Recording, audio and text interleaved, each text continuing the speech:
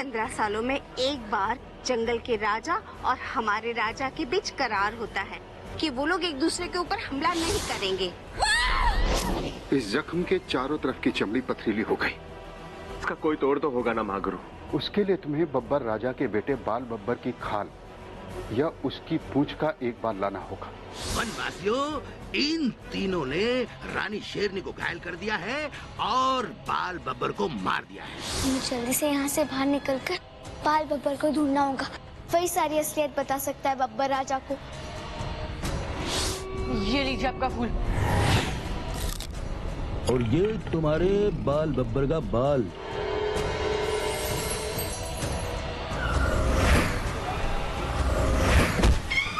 तुमने मेरे बेटे को मार दिया है, मैं तुम सबको खत्म कर दूंगा।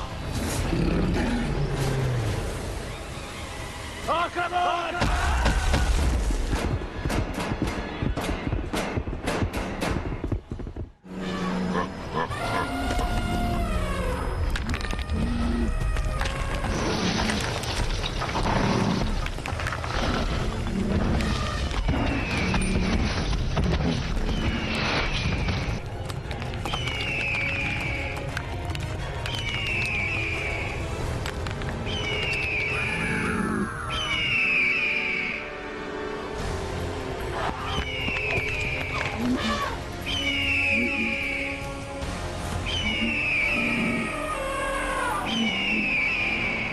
हटाओ इस दीवार को, ये तुम्हारी जंग नहीं है। सही कहा तुमने बब्बर, इस जंग का परिणाम हम सबको भुगतना पड़ेगा। जल्दबाजी में लिए हुए इस गलत फैसले को रोकने के लिए हमने ये दीवार बनाई है। जंग का फैसला मेरा नहीं, आदित्य का है। अभी और उसके दोस्तों ने मेरे बेटे की जान ली और वो फिर भी उन्हें बचा रहा है। अभी ने किसी को नहीं मारा है, बल्कि इस बब्बर ने उसकी जान लेने की कोशिश की है।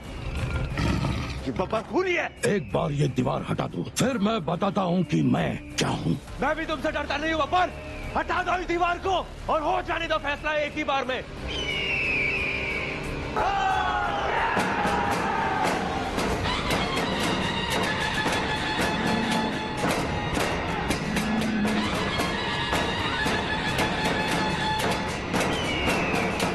जोश में आके होश मत खो महाराज। एक बार मैंने भी अभी और उसके दोस्तों पर शक और गलत फहमी में आकर हमला कर दिया था और उस चक्कर में अपना सब कुछ खोते खोते बचा। शायद तुम दोनों को मेरी तरह दूसरा मौका ना मिले और ये दीवार तुम दोनों के बीच तब तक रहेगी जब तक तुम इस गलतफहमी को दूर न कर दो।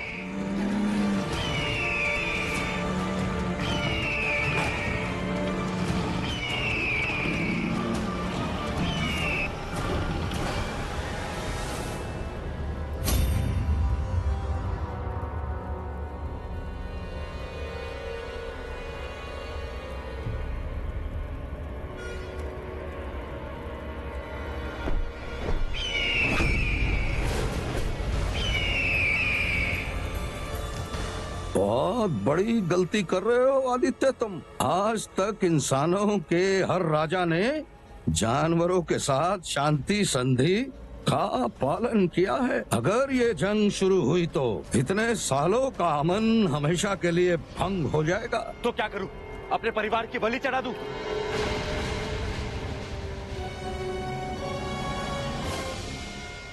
जंग हमने नहीं शुरू की थी, बब्बर राजा ने शुरू की है और ये तब खत्म होगी जब हम दोनों में से एक बचेगा। यहाँ पापा पर इतना गुस्सा सवार है और ना जाने वहाँ बब्बर राजा को वो लंगूट लंगोट क्या कहानी सुना रहा होगा।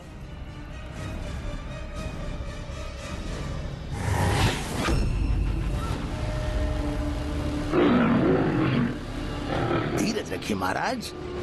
वाह मेरे बेटे के कातिल, चैन की नींद सो रहा है और तुम चाहते हो कि मैं धीरज रखूं। मेरा मतलब है थोड़ी देर के लिए धीरज रखिए। कुछ ही देर में रुद्र के रक्षक हमारे कब्जे में होंगे। मेरे पास और एक तरकीब है। सिचुएशन बहुत खराब है। पापा और बब्बर राजा दोनों जंग के मैदान में आ चुके और बाल बब्बर भी अब जिंदा नहीं रहे सच बताने के लिए कि हमने उन्हें नहीं मारा है। मतलब बॉस, अब कोई भी ऑप्शन नहीं रहा, सब खत्म हो गया है। नहीं, एक हल है। बाल बब्बर कोई मामूली जानवर नहीं है, वो जंगल का राजकुमार है। उसके सीने में शेर का दिल है, वो इतनी जल्दी से हार नहीं मानेगा।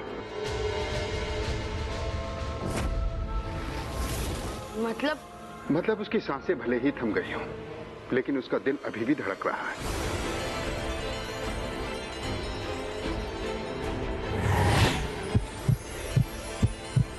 तुम्हारे पास समय बहुत कम है।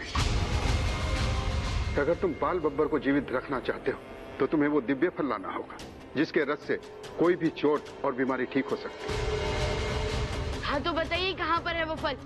मैं यूं जाऊंगा और यूं लेकर आऊंगा, बताइए। उस दिव्य वृक्ष तक पहुंचना इतना आसान नहीं। बहुत लोगों ने कोशिश की, लेकिन आज तक कोई भी सफल नहीं हो पाया। कहते हैं उस तक वही जीव पहुंच सकता है जो चारों लोग, पशु, पक्षी, जलवासी, पेड़ पौधों से बने मायावी चक्रव्यूह को पार कर सके।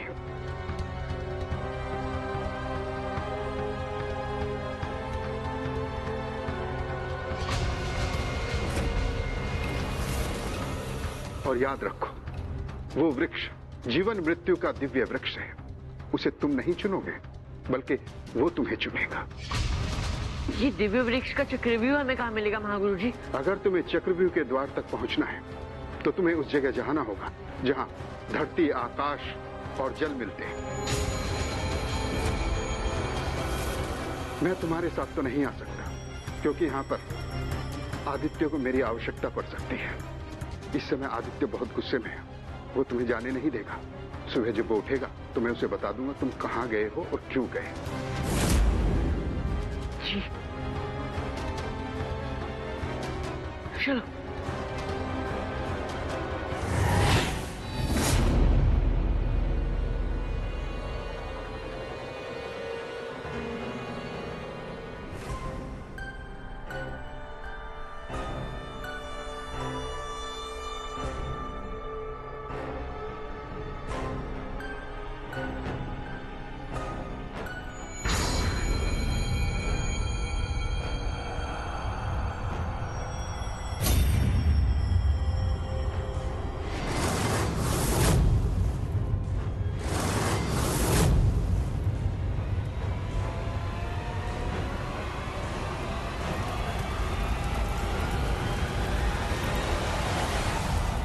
वो रहा रुद्र के रक्षकों का तंबू।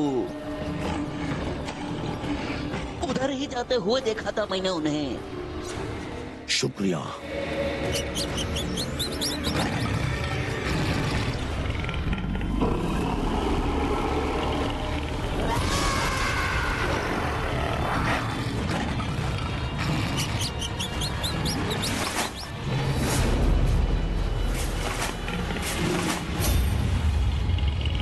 वो जा चुके।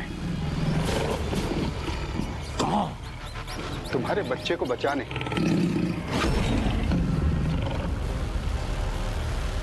जंगल के राजा को 100 साल पहले राजगुरु से यह वरदान मिला था कि उसके और उसके परिवार के दिल पर अतिरिक्त कवच होगा, और वही वरदान तुम्हें और तुम्हारे परिवार को मिला है।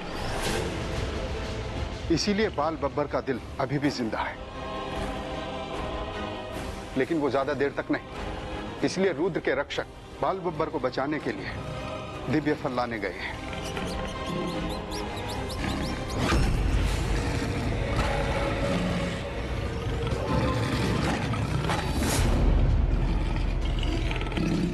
जब सुबह होगी तो मैं आदित्य को यही बताऊंगा, ताकि जंग शुरू होने से पहले खत्म हो जाए। और जब बाल बब्बर वापस जीवित होगा तो तुम्हें सच सच बता देगा कि रुद्र के रक्षक ने उसे नहीं मारा।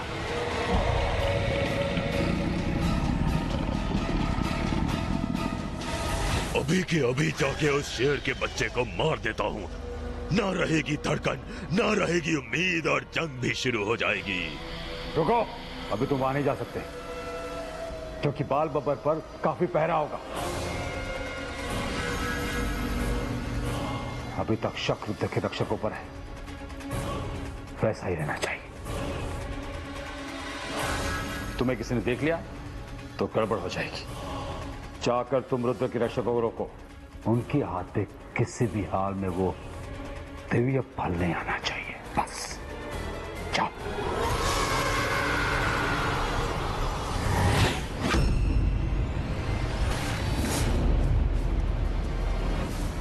गाइस ध्यान से चलना, अगर नीचे गिरे तो सीधे खाई में जाएंगे। एक तो रात है, हमारी शक्ति भी काम नहीं करने वाली है।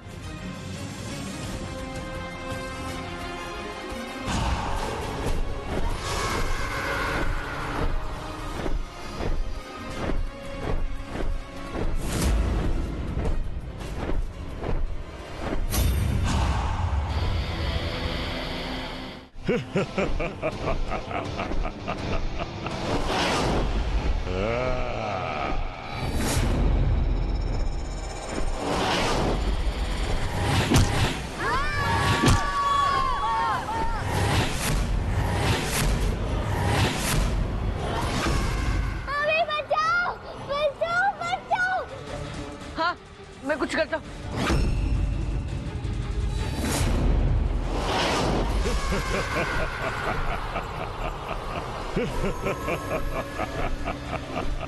आराम से।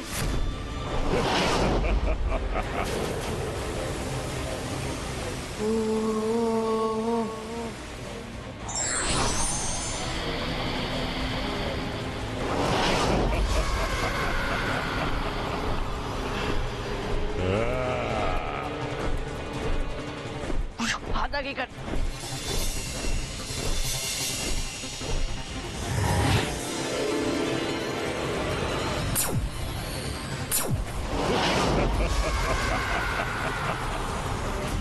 अभी बचाओ, बचाओ, बचाओ।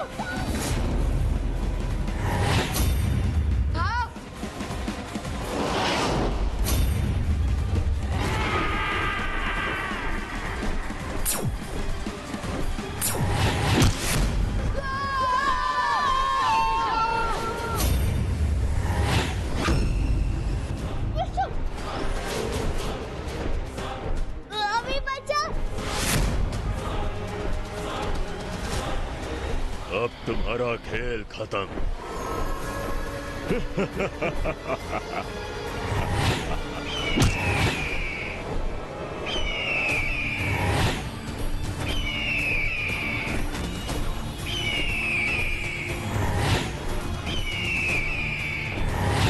तुम लोग जाओ, मैं इसको संभालता हूँ। हाँ।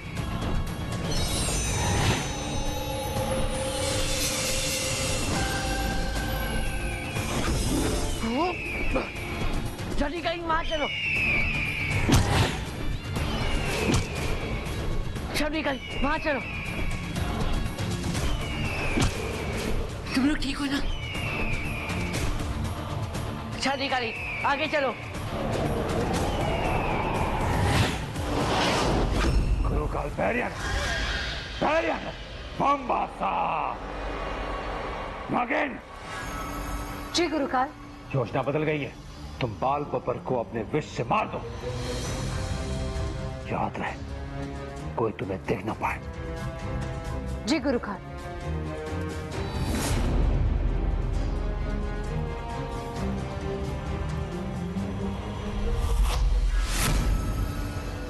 ये लो, याद की हवेली के बाहर रख दो। ये क्या है?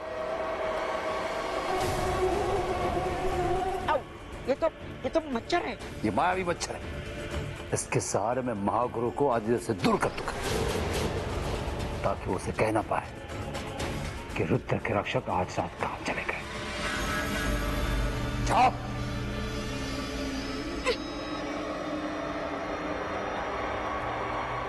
जय शैतान।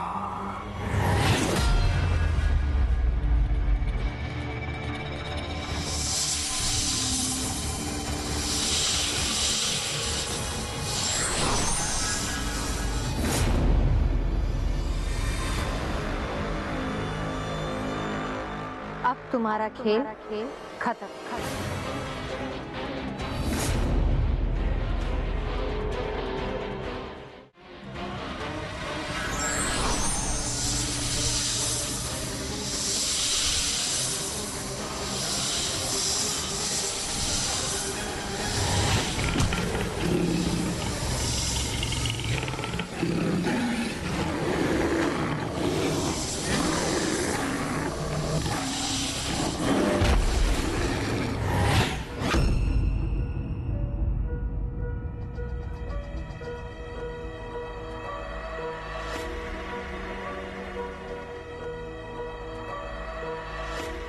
रुक्मणी, चल चलकर कुछ खा लो। नहीं माँ जी, मुझे भूख नहीं।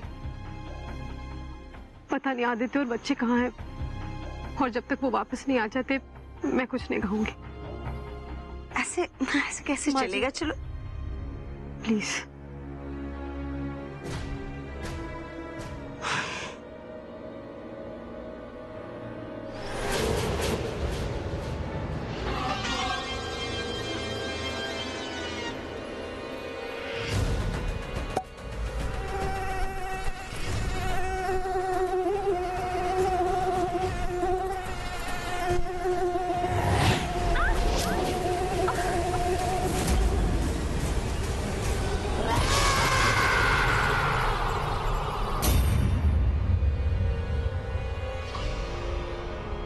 दीदी, अपने लिए ना सही मेरे लिए तो एक निवाला खा लीजिए, छोटा सा निवाला दीदी।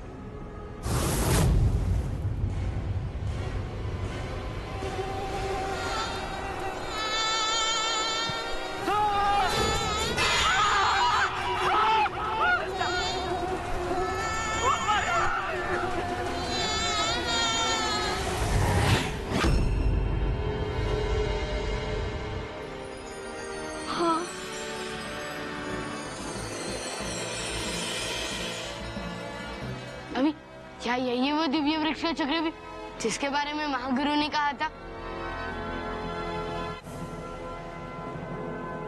अगर तुम्हें चक्रव्यूह के द्वार तक पहुंचना है तो तुम्हें उस जगह जाना होगा जहां धरती, आकाश और जल मिलते हैं। जहाँ जल, धरती और आकाश एक साथ मिलते हो, यही है दिव्य वृक्ष के चक्रव्यूह का रास्ता। और वो देखो, वो जो वहां दूर टापू दिख रहे हैं ना, वही दिव्य वृक्ष का चक्रव्यूह है।